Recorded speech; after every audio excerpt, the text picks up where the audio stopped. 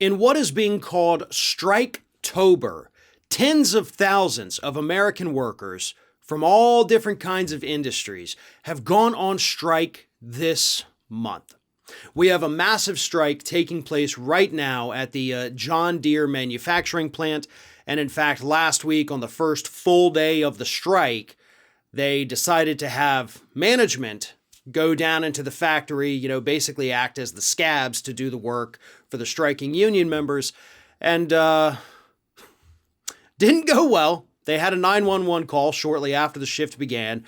There was a pretty gnarly injury for one of these management scabs. And so, their attempt to replace these workers did not go well at all. In fact, it went just as bad as it possibly could have because these individuals they pulled in had no training whatsoever.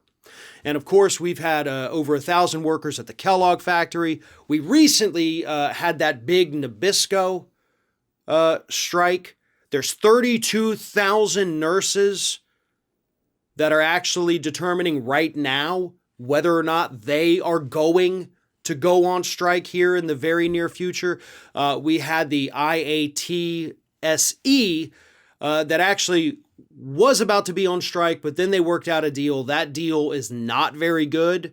They basically accepted the bare minimum. But of course, they did get some concessions there, so it's not all terrible. But what's happening, right? Why do we have tens of thousands of workers suddenly, and again, across vastly different industries here in the United States? Why is everybody suddenly saying enough is enough? Why are these unions finally flexing their power? We may not have a real definitive answer for that, but I do have some theories. And first and foremost, it's great. Whenever unions flex their power to try to create better lives for American workers, that's a good thing.